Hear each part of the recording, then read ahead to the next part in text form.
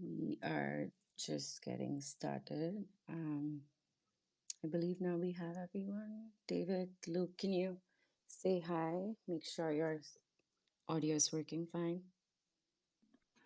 What's up? Nice. Hello, everyone. Amazing. Okay. Looks like we are all set. I'm going to give it another minute before we start so people can trickle in. But I'm so excited for this one. When was the last time we did maybe an AMA? I think more than a year ago now. David, Luke, do you remember? No, I don't know. I don't remember. Been a while. Been a while. For sure.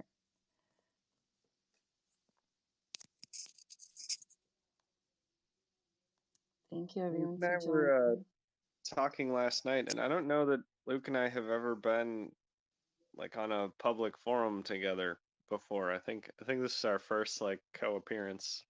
Oh my Yeah. God, that's That's kind of huge. strange. I think we've done Reddit AMAs. Those are not live, but I think that's where you both have participated together. But probably, yeah, first public, first Twitter space for sure. Yeah, this is my first Twitter space ever, so hopefully all goes well. What all the cool kids are doing now, so I should probably get on the bandwagon. You're doing it. You're a cool kid now. Usually, I haven't had issues. There've been some challenges in the past where space just drops off, but hopefully that doesn't happen today. All right, I think we have a good crowd. We can get started and people can trickle in as we go. Hey everyone, thank you so much for joining. My name's Manasi. I'm the VP of Strategy and Operations at Skynet Labs. And David and Luke, quickly in one sentence, do you want to introduce yourself? Sure. I'm Luke. I'm currently the president of the Sia Foundation, and also basically the main core developer of Sia at this point. I'm David, CEO of Skynet Labs, and yeah, I've been working on all things Skynet for the past 2-ish years. Awesome. So excited for this conversation. We do definitely plan to do more of these Twitter spaces, so definitely keep an eye out. This is just first of many. Today, I think the plan is for the first 30, 40 minutes, I have some topics I want to cover, questions that you've already asked us on Reddit, and then hopefully we have time towards the end to bring audience in, ask questions live. But first of all, I want to start with a little bit of background on these projects. I think there's a long and rich history with Saya and now also with Skynet. And while we can't get into all of those pieces, I would love for you both to share a little bit about how the idea of Saya came about. I know you both met in college, and I think it goes back to like 2013 when the idea germinated and materialized in 2014. So there's a lot here. I actually have a tweet thread I had written on the history of Saya that I can pin here while you both chime in. So, Luke and David, tell me how it all got started and how you knew this is something you wanted to work on for almost 8 years now. Yeah, so I think the years sometimes surprise you. I don't know that either of us ever expected to still be both working on it 8 years after we founded it. But the original idea came from just wanting to improve upon Bitcoin. I especially felt that you could do Bitcoin better. And I was thinking, instead of proof of work, we could do proof of storage, do something that's a little more environmentally friendly and less wasteful. But as we learned more about blockchain design and sort of what made Bitcoin interesting, we realized that the work was actually the waste, more specifically, was actually part of the security model. Though we'd already built an interesting storage system, and we felt that we could do better than AWS at just creating a storage system for consumers. So we kind of pivoted from building a better consensus model to just building a more interesting storage model, and then everything else after that has been an accident. We've discovered a lot more power, I think, than we ever initially realized, and yeah, just it kind of grew into what Skynet is today and what Sia is today. Yeah, I think it's a good example of like, we didn't know where we were going to end up at the beginning, but it was clear that there was an interesting space here, and we kind of trusted ourselves to just develop it and see it through and see where it took us. Yeah, I love that. Do you both remember the first ever photo stored on Sia? I think it's part of this tweet that I just pinned. Yeah, I remember that one. I think The we world were, has to see it. I'm going to pin that as well. yeah, that was when we were working out of our office in Boston, our first like real office space that we had. That was after we had I dropped out of college. David had graduated, and we had this office space, and we were putting together like the very first kind of minimally usable Sia. And yeah, that was the image that I decided to use to test out the network. I don't know if it was actually ever even accessible to like other people. I forget at that point if we had like a real publicly available network, but yeah, that was the first photo. And just for people who are looking at this for the first time, that's Luke, if you didn't guess it already. Am I correct? Yep, that's me on some family vacation or something, I think. Um, I have a very important question. Is it true that the show Silicon Valley took inspiration from Sia? Can you both either confirm or deny that? Yeah, we met them at a conference.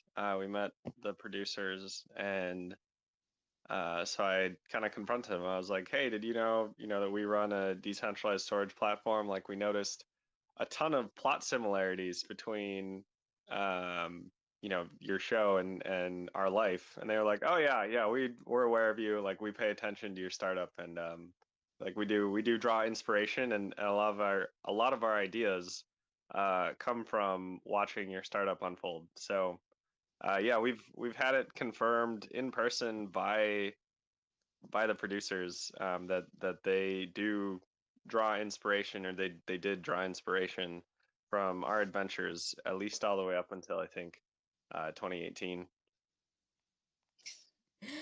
So that's confirmed. So people who are listening to this and want to learn more about Saya can go watch Silicon Valley. I love that. 100% accurate. They don't need to bother making a movie about our life story anymore because you can just watch Silicon Valley.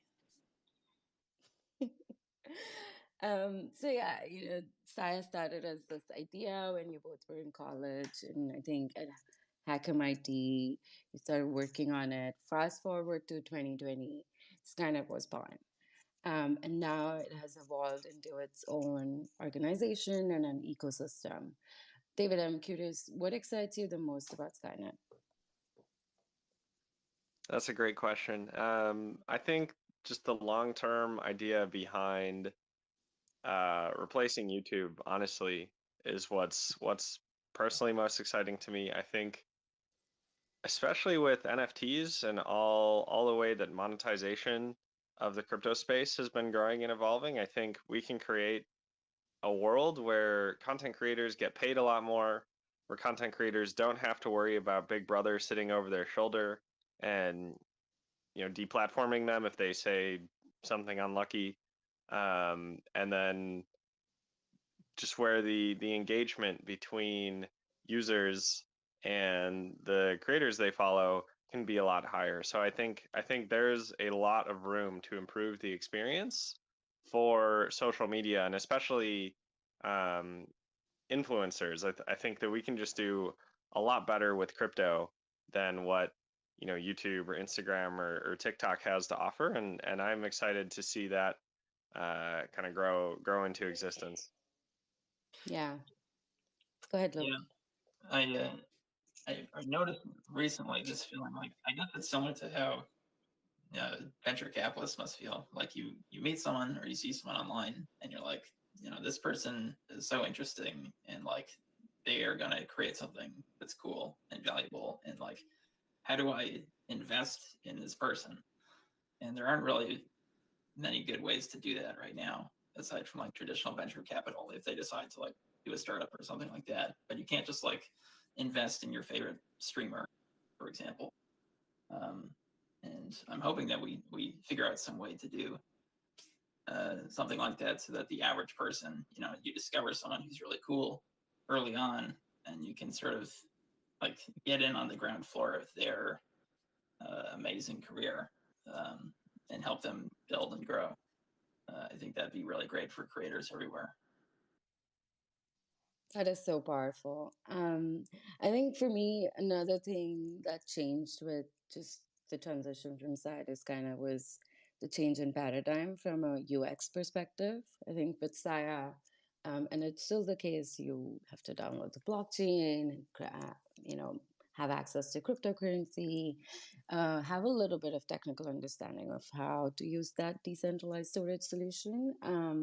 And with Skynet, it became this browser based, almost Web2 like experience, which I think is a huge change, where decentralized storage for most parts was catered to technical and power users. And Skynet made it easy to use, not just for developers, but also everyday users, and now in the future expanding to creators. So that's super exciting. Having worked on decentralized data storage for 8 years, Luke, maybe you can start with this one. Are there still unsolved problems in the space around designing decentralized storage systems? And which ones are you focused on? Yeah, that is a good question. I think there are a couple of things that come to mind.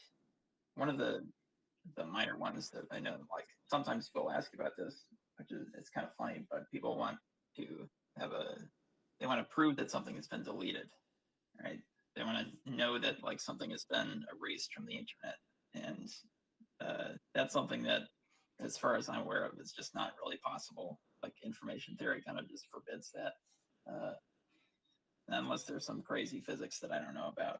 But I think that one we can probably rule out for the near future, at least. Another thing that people are interested in is having more assurances around quality of service. So, like, on side, you can look at a host's like history of how well they've kept up with their storage proofs. So you can see that, yeah, they've successfully stored data for some amount of time, but there's no way to really prove that like they provided the data with a certain amount of latency or throughput or that sort of thing. That's kind of a much trickier thing, and it's not clear how to provide guarantees around that are as cryptographically strong as we can do for proof of storage.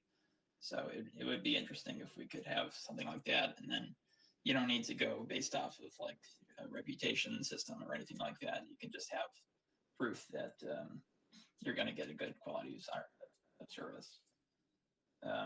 But the real, like, more immediate challenge, I think, uh, something that I've been struggling with for a while, is like, we want to make storage like set it and forget it, really. Um, so currently, when you're storing on Sia, it's like, for the most part, you can set it and forget it, but you do kind of have to do this occasional maintenance. So you need to renew your file contracts occasionally, or if the hosts go offline, then you need to migrate them to other hosts. You need to migrate your files.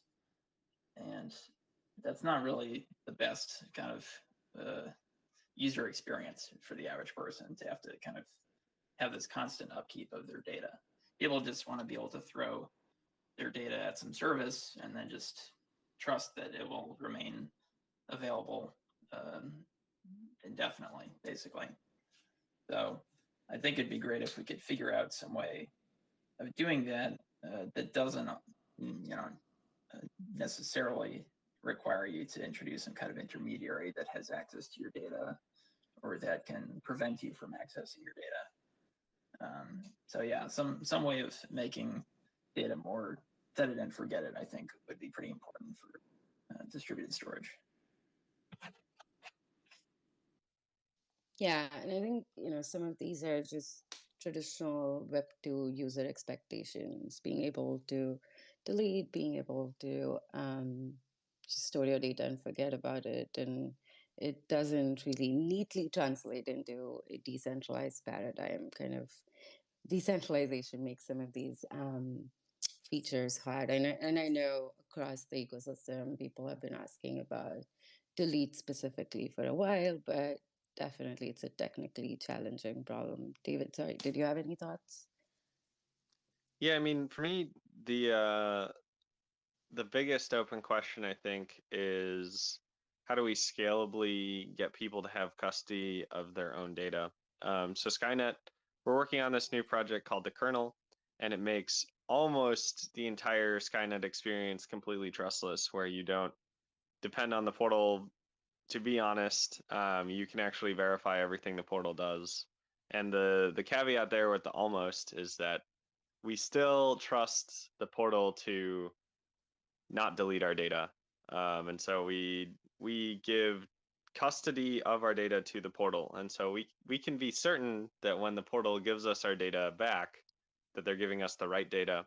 And that when we're looking up, things from our friends or, exploring the web, we know that either the portal is giving us the correct thing, or we're just rejecting whatever it's telling us. But if the portal goes completely silent and says like, "Oh, I lost all your data.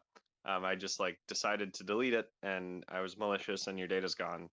The way Skynet works right now doesn't have any protections against specifically the portal deciding to delete everything that you told it to upload. And so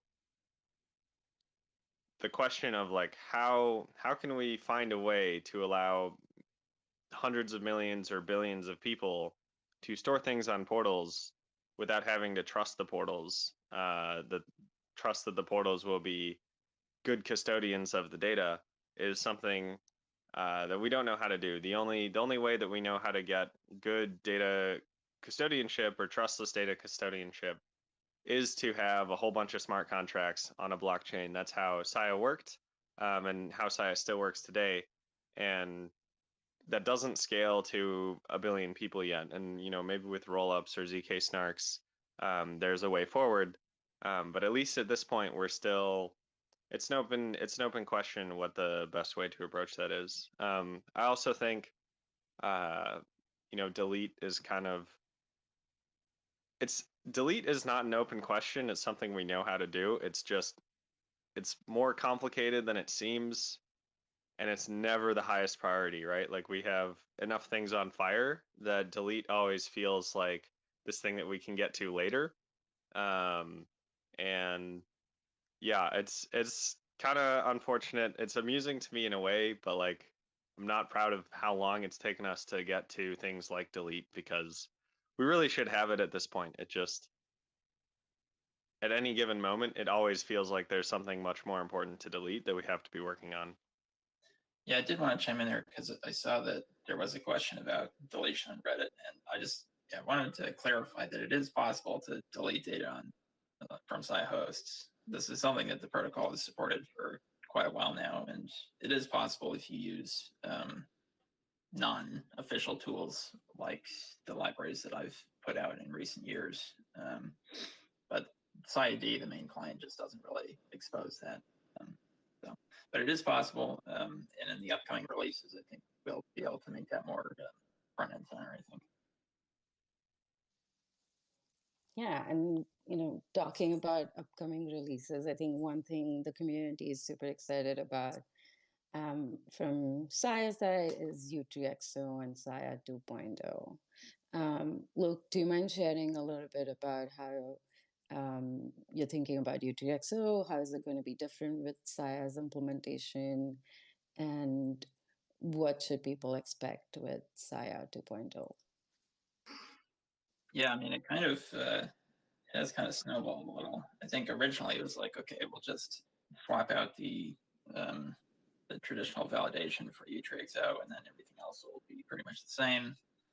But then, yeah, I think maybe we got just a tiny bit of second system syndrome, as they say. And so it's like, well, we're doing a pretty big hard fork, so why don't we just use that opportunity to clean up a lot of the smaller things that we've been dealing with all these years. So yeah, there's a lot that I'm excited about. The most prominent feature of V2, of course, is U3XO, and that means we'll be able to support truly lightweight full nodes, which is something that you don't really see too much in the blockchain space currently. I think there are some that are based on like ZK snarks, as David mentioned, but this is, it doesn't really require any like moon math. It's just Merkle trees, which we know and love. We're like the world's biggest fans of Merkle trees here. So the ability to run a fully validating node, but with such tiny resource requirements, I think that's what really matters. Because like you can't really have Web3 without direct user participation. And so if it's a pain for the average user to run a full node, like that's a real problem. So yeah, I think it's really important that we're going to be able to provide these full nodes that people can run. And it's like, no, you don't have to wait a full day to download hundreds of thousands of blocks and take up like a terabyte of your disk space and all this stuff. It's like, it will run in just a couple megabytes, and you'll be able to sync and start fully validating new blocks that arrive within like a minute, probably. And of course, that means you can do things like you can run a full node on your phone, and potentially you can run a full node in your browser. So, in particular, I think is important to the full node story because like people are kind of resistant to the idea of having to run a personal server all the time. It's like, okay, now I have to buy a box and like plug it in and keep it connected to the internet. But we already have, like, everyone has a smartphone, and the smartphone is always on and it's always connected to the internet. So we kind of have the hardware already. If we can find a way of running a full node on a phone, that doesn't require like using up all your phone's resources, I think that would be a pretty big boon for Web3. Honestly, that sounds wild. Just having, run a couple full nodes, both at Sia, with Bitcoin. I know the pains as a user. Um, I'm super excited for this future, but I cannot imagine running a full node on a phone. So that would be definitely a big change in the entire Web3 ecosystem. Um, is there a timeline for this, or it's still a lot of moving parts to even put a timeline on this, Luke? Yeah, it's tricky. I mean, with software, you always hesitate to put a timeline because like whenever you say a timeline, it adds like 5% to the actual timeline. So that's why we're scared to like say them out loud. But Fair. we're making good progress, I think, and most of what we did in 2021 was kind of putting together the bedrock of what we're going to build on top of. And now that we have that, it's pretty solidly in place. Things are coming together pretty quickly. So I'm hoping that I think by the end of Q2 we'll have some user interfaces for people to test out, and they won't be fully functional, and like the hard fork won't be ready yet, but you'll be able to see what it's like to use a renter and a host, or to just hold Sia coins on V2. That's exciting. Cannot wait. And then David, on Skynet's end, I think one of the biggest updates or features that people are waiting for is monetization. Do you want to provide any updates or comments, or even explain for people who are new what that plan is? Yeah, so we've been hard at work defining a specification for Skynet monetization, and kind of similar to the ideas behind U3XO, we feel like the space has been continually moving in the wrong direction on decentralization spectrum. The space has been looking for more scale, and trying to get transactions per second higher, but then at the same time they've started to make these trade-offs where you become increasingly dependent on external infrastructure. And we even kind of made this trade with Skynet, where Sia used to be, the main idea behind Sia was that everyone would run a full node, and then Skynet made this trade-off where it's like, well, we need UX to be better. We need everyone to uh, be able to use things on the web. And so we introduced the idea of a portal, and that gave us a lot more power. But then, um, I think it also sacrificed just a little bit too much in terms of decentralization. So we've been working on something called the kernel that re-decentralize everything, gives you fully trustless browsing within your web browser, and kind of recenters things. And then building on top of that, we're launching a new blockchain for Skynet monetization. And the main idea with the new blockchain is like Sia does storage and bandwidth, but Sia does not do payments for creators. And so if you have something like a blog post, the storage and bandwidth requirements of a blog post could be, less than a megabyte. It could even be like, you know, 25 kilobytes if it's a small blog post. And so it's essentially free to store and to share with users.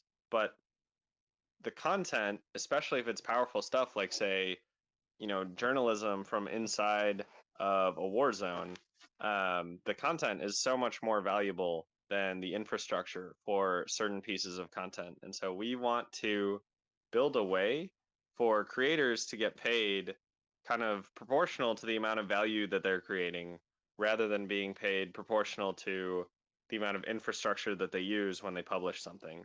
And so we have a bunch of major ideas around this. We think, every creator should have their own token. Every piece of content should have its own token. We've drawn a lot of inspiration from the NFT space, and we've been watching NFTs evolve. I think there are some ideas in NFTs that are dead ends and are like really silly.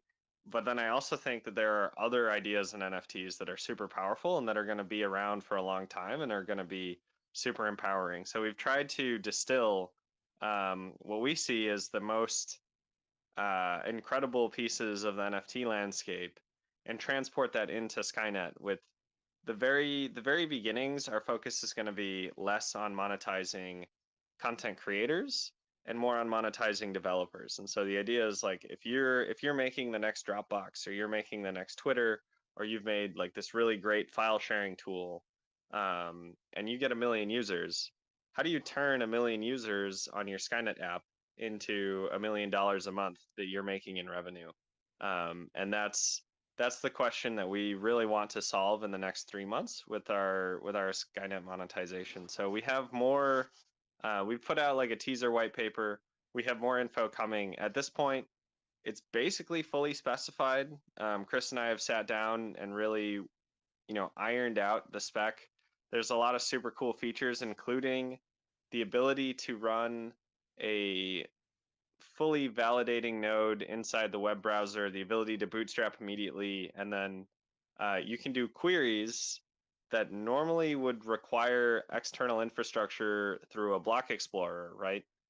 But instead of that, you can just download things from Skynet. So we kind of figured out how to build an explorer into the storage architecture of Skynet, which completely eliminates this entire piece of infrastructure that you typically need if you're going to run light nodes. And so we've we've really focused in on how can we make this the user experience of running a fully trustless Skynet blockchain equivalent to just logging into Coinbase and seeing your balance. And so we believe we pulled that off. We should have working code in the next few months, and we're really excited to put that out into the world. And mostly we're excited to give developers a way to make money on applications that they develop that people fall in love with. Yeah, and I think any kind of productive work, be it, it creating content, contributing to different ecosystem, building applications, needs to be sustainable at the end of the day. And I think crypto does a great job of building in those monetization strategies. One thing I'm curious about, is being Sia being its own blockchain, its own ecosystem, and now with Skynet, it's kind of similar. What are your thoughts on blockchain composability or working with other protocols, be it blockchain or even just general DWeb? Yeah, I think something that people have brought up a couple times is like we want some way to integrate with the whole Ethereum like EVM space, and frankly, like that's not my wheelhouse. I'm not really super knowledgeable when it comes to the EVM, but because we are in the midst of a pretty large overhaul for V2, I think if there is if there are easy changes that we can make to L1 to enable that sort of cross-chain functionality, then now is a great opportunity to pursue those. Unfortunately, we do have one of the world's leading minds on cross-chain stuff. We have James Brestwich over at the foundation advising us. So I think I'll ping him maybe, and we'll see if he has any suggestions on how to enable those sorts of applications. Yeah, and on the Skynet side, we're looking less at like the bridge model of integrating with other chains and more doing it at the application layer, and making it so that applications that are building on Skynet can just as easily incorporate aspects of Ethereum, or can make calls to Infura-like services for Ethereum and Solana. And so we want to we're less focused on like say bridging Skynet assets over to Ethereum and then being able to do DeFi on them, and more focused on making sure that if a developer wants to write an application that needs to combine elements of Skynet and Solana and maybe a third project, that all of that's available, and they don't have to do anything fancy. They can just use all three, or however many services alongside each other and build an application that that composes all of these blockchains into one whole experience for their user. And so we've been doing as much work as possible to make the Skynet APIs completely agnostic and super portable into any sort of application, and make sure that our extension design is amenable to, say, integrating Handshake and integrating Ethereum. And so we do hope to, in the future, see a lot more applications that are multi-chain applications.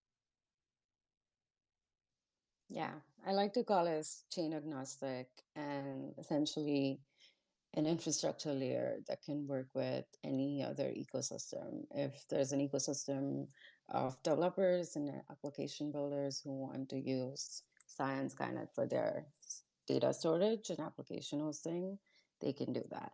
I think switching gears a little bit here now, as the Web3 universe is growing pretty quickly, we are all seeing this like growth in the interest in the space, the people that are coming in and joining the space, new ideas, new projects being launched every week.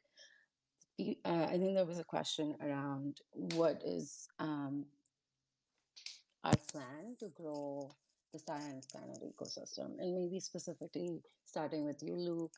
I know there was in the budget there's a plan to allocate some of it to community growth and marketing this year. And there are some projects that are also being worked on in terms of revamping the website. Can you share your thoughts around growth in the SI ecosystem? Yeah, I mean, it's kind of a sore point for me, honestly, because just the word marketing has always kind of put me on edge for a couple of reasons. First, like, I'm a programmer, and I think programmers hate feeling like they're being sold something. I think it bruises our ego a little bit. Like, if you want to market something to a programmer, you have to make them feel clever somehow. You have to kind of pull one over on them. Another reason is perfectionism. Like, I feel like Sia is just, it's never like quite ready enough for me to be shouting from the rooftops about how great it is. So I always feel a little uneasy around that. It's probably because, you know, I'm deep in the code all day long, and all I'm seeing is like, okay, that's a bug, that bit is too slow, and like there's a feature that we're lacking. But I'm trying to get over that stuff because you know, marketing really does have a lot of benefits. It's not just about like pumping your bags. You know, the big one that I think about is developer engagement. Like, I want to see more people getting involved on our GitHub. More people asking like really thoughtful questions about how Sky works. Why did we design it in this particular way, etc. So the funny thing about our marketing budget is that you know, with a normal budget, if you spend, you know, 50% of your budget and you report that at the end of the year, it's like, that's great. People are really happy. But I have a feeling that if we release a quarterly report and we say, hey, we came in well under budget on our marketing, people aren't going to be so happy about that. We do have some clear things that we can spend the budget on, like there's funding hackathons, sponsoring meetups, organizing conferences, hiring technical writers. So there's a lot of interesting things that we can do besides just like ad spend, which I think is what most people think of. You know, they wanted to see a Sia ad during the Super Bowl or something like that. But I think of like there are projects and companies that I'm a big fan of, and I used to think like, wow, they don't have to market themselves at all. It's just 100% organic.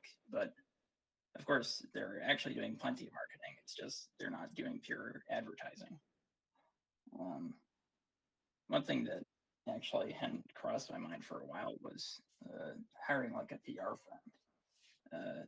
Actually, David, do you remember we had hired a PR firm way back in the day, way back in Nebulous, and they kept talking about all this like traction they were going to get us, and then it was just like nothing ever came of what they were doing, and it got so bad that they were like, yeah, we're sorry, we'll keep working for you indefinitely for free, like you don't even have to pay us.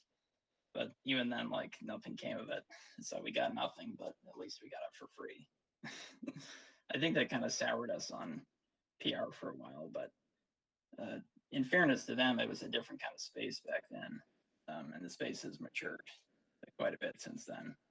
And now, you know, we're foundation. We have a pretty healthy budget. We can afford to hire a really great firm. So I think it's probably time to give that another shot.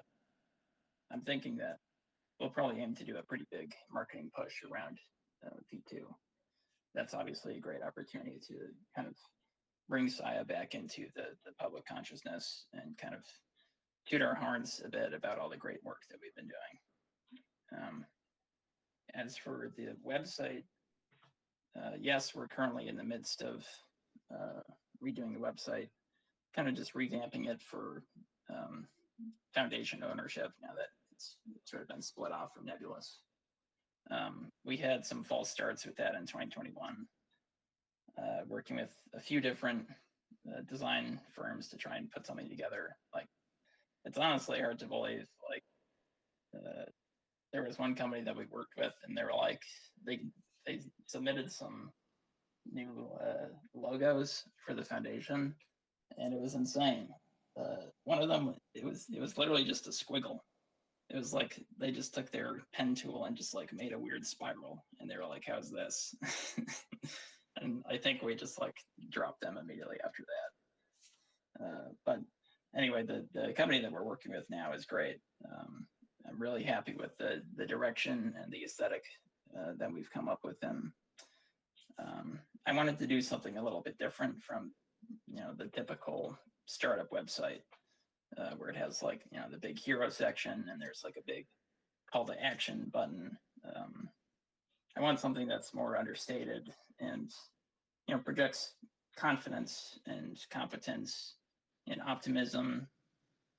Something that's like creating a vibe instead of trying to sell you a product. So I think it's turned out very well so far. I don't think it will be quite ready by the end of Q1 because there's still some new content that we'll need to fill in on the site, but we should be able to share some teasers and some previews for the community. It's all about the vibe now, Luke. So you're on the right track. And I can assure you, marketing is way beyond just ads and advertising. I think one thing I've loved about marketing, our marketing efforts at Skynet, is how it's always been focused on substance over superficial, just noise. And anyone joining the community has always, found much more than promised, both in terms of product and community support. So that's definitely been our strength. I think over the years, marketing just generally has greatly evolved, even since I joined the company almost 3 years ago. We've gone from just being an OG project in the crypto space to a place now where it's one of the respected brands in Web3, recognized for building key infrastructure. I think for you, David, there was a question around our new hire, Kaylee, joining the marketing efforts and what are her key focus areas going to be in the near term. I can take a stab at it and feel free to jump in. I think we still have a lot of work in terms of just getting wider adoption for Skynet. So I'm personally super excited for Kaylee to join us and lead our marketing efforts. I'm also excited about all the work our DevRel team is doing. I want to give a shout out to Daniel and Ayang here in terms of engaging the developer ecosystem across the spectrum. And we've seen revamped documentation, developer guides, new workshops, engaging with hackathons in multiple different ecosystems. And now potentially we have a university program in the pipeline. So all of that is going to be super valuable in growing the developer ecosystem for Skynet. As for the tactical marketing plan, and things that Keely specifically will be focusing on in the short term, I can share that she's going to be focused on creating a content strategy and mostly optimizing our website and product marketing to tell just a better story about all of the things that we are building. Another thing I think she will be focusing on was engaging media and just thought leaders in the space to increase Skynet's brand awareness. We will also see a revamped social media strategy and new ways to engage with communities on all our different platforms.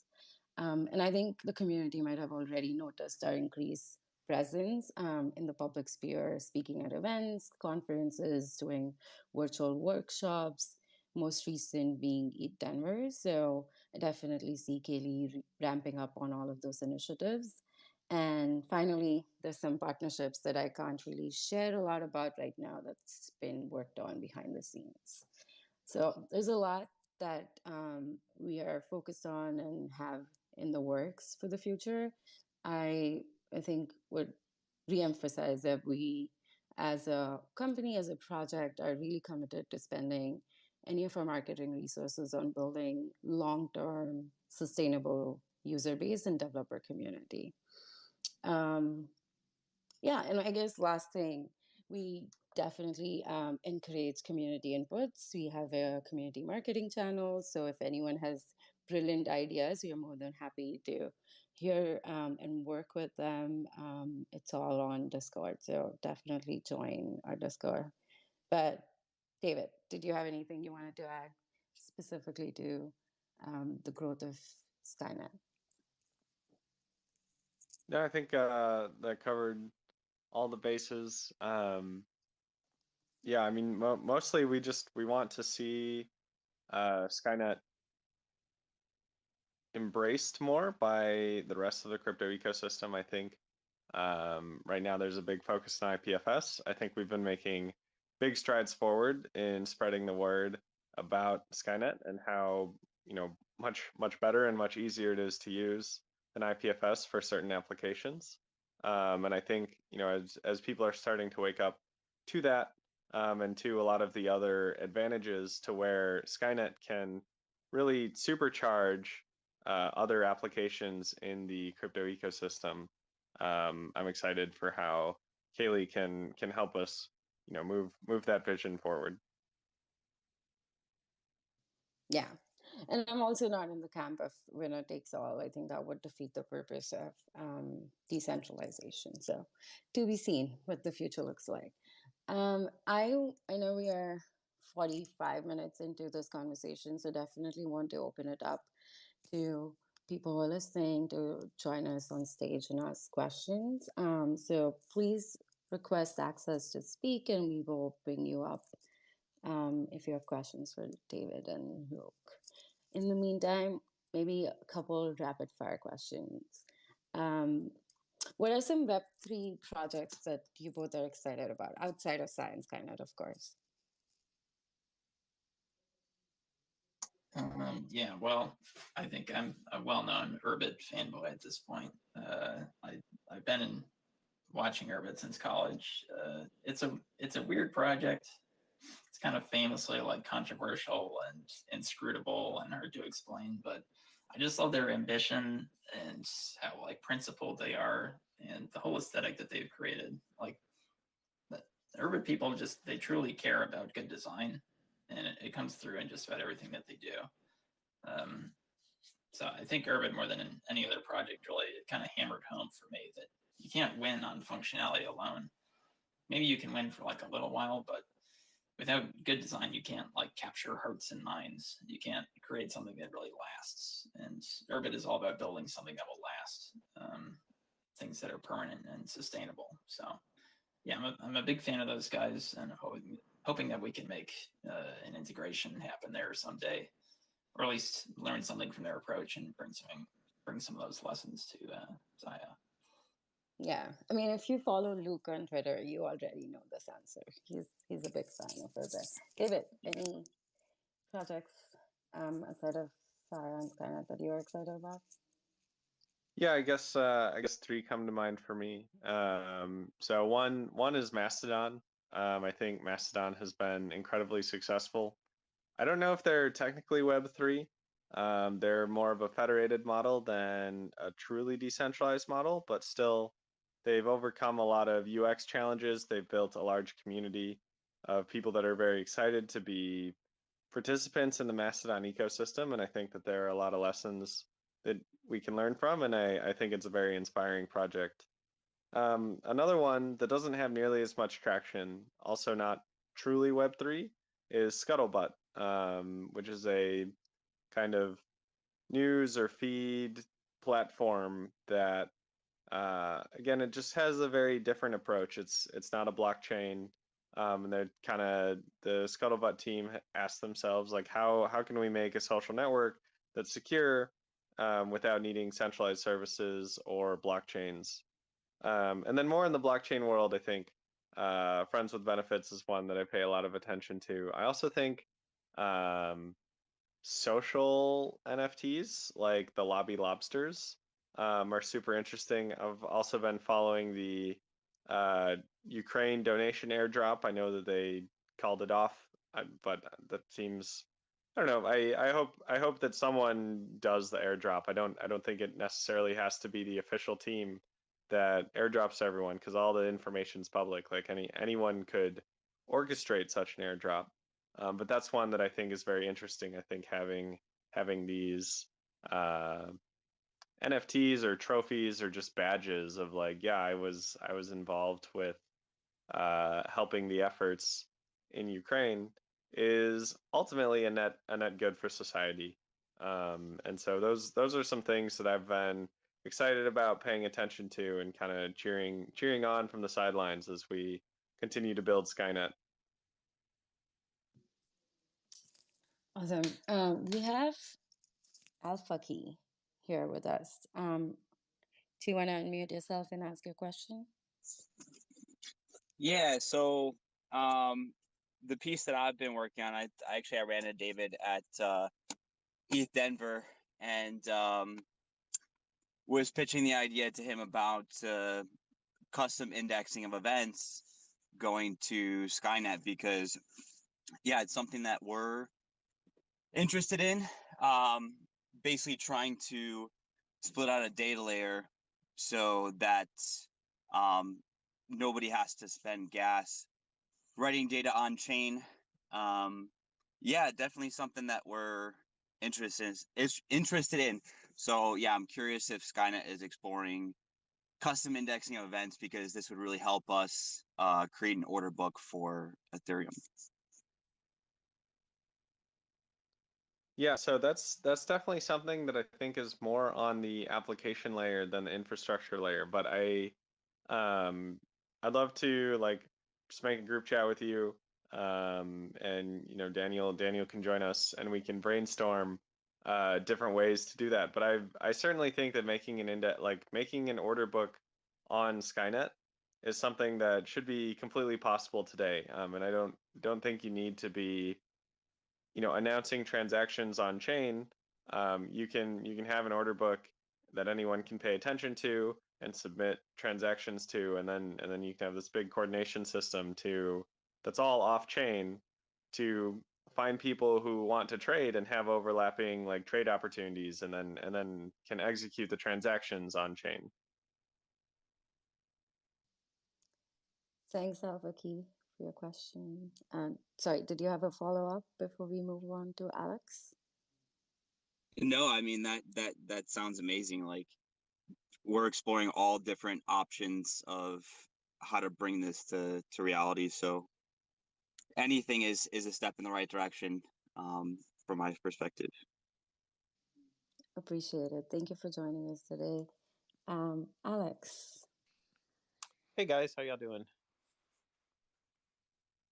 Doing great. Thank you for joining. Yeah, awesome. I'm a fellow Skynet enthusiast, and I just want to say that we used it on an NFT project, and it was a lot better experience than using the alternatives like BTFS and IPFS. So it's awesome. Ever since then, I've been a big proponent of Skynet, and think it works very well. And you guys, no pun intended, but the sky's the limit. Are you guys planning to, with ZK rollups and ZK proofs being a big thing heading into, the coming times in the crypto space, is Skynet planning to add any type of like infrastructure to leverage that? That's kind of my question there, because I'm really thinking about like mass scaling long term. So that's why the question comes about.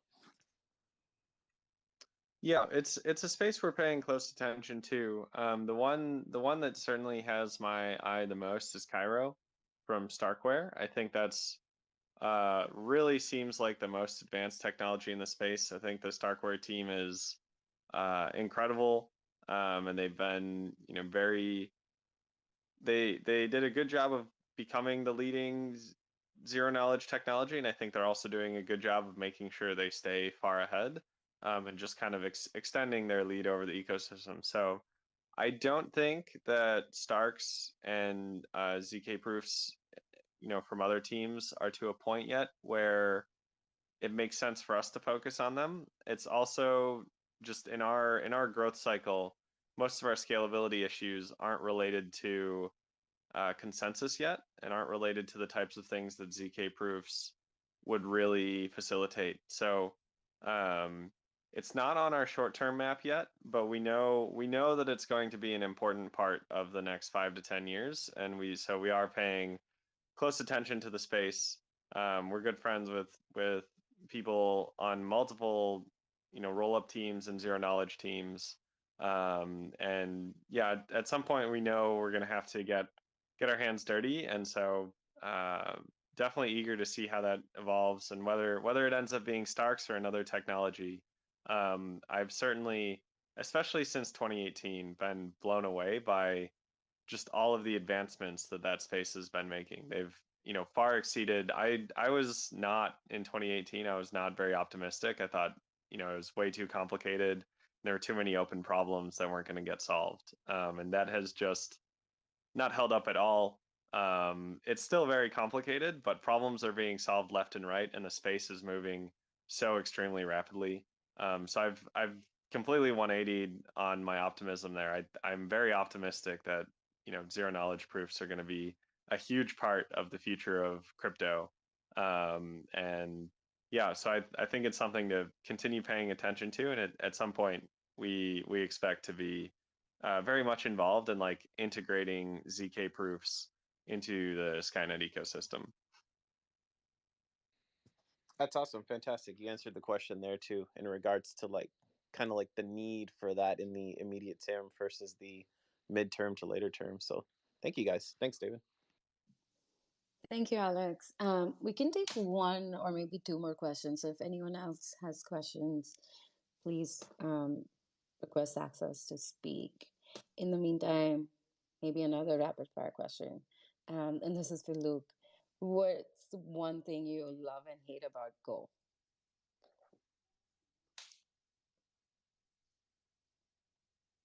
Luke? Sorry, yeah, my phone locked. Yeah, I'm probably a bigger Go fanboy even than Sia or Urbit fanboy. Honestly, I think it's a very underappreciated language. But one thing in particular that I think Go does really well is it lets you optimize along many different layers. Like it can be sort of a higher level language, or it can be a lower level language. Like you can write functional programming style code in Go, and then if you want, you can go all the way down and write assembly in Go. And unlike a lot of garbage collected languages, Go gives you the option of writing code that doesn't allocate memory, even when you're creating objects and using them and destroying them. In other languages, it's like that's unavoidable allocation and slows down your program. And for me, it's really satisfying when you can eliminate those sorts of features.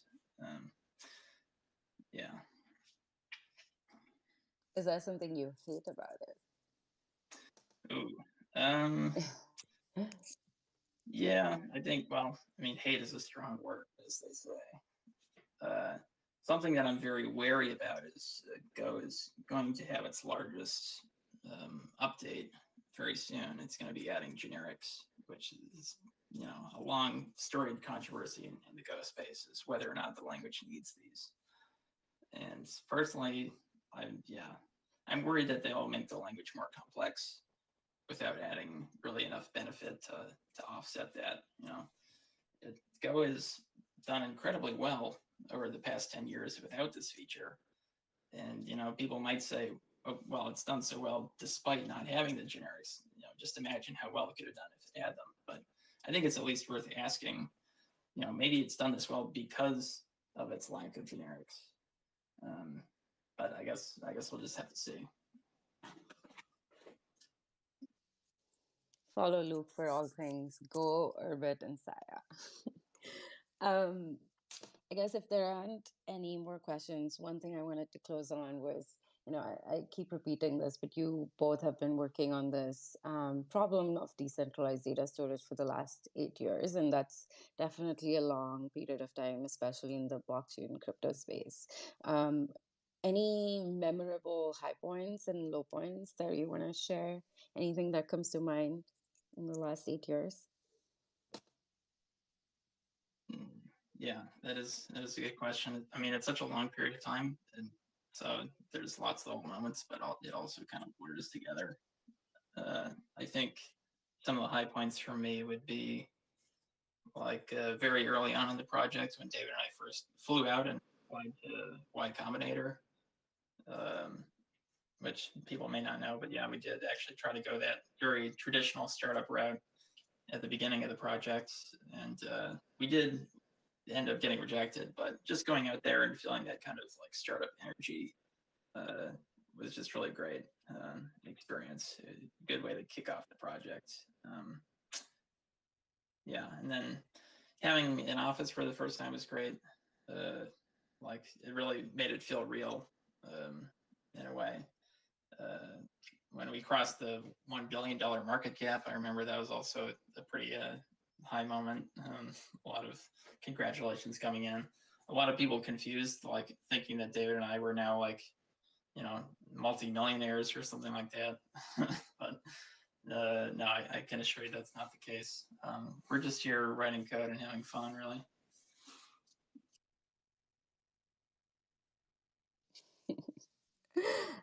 Yeah, I do miss our Boston office. That was definitely a good spot. I think we are at time. With that, I want to wrap up today's fireside chat. This was amazing. Thank you both, Luke and David, for jumping in and sharing the story of science Skynet over the years. I think, like I mentioned initially, this is just first of many, and we will definitely plan to do more in depth on different topics that we tried to hit on this 1 hour session. So keep an eye out for future sessions, but really appreciate everyone joining in, asking questions on Reddit and live here. Thank you all for joining. Have a great rest of your day. Yeah, thanks for hosting.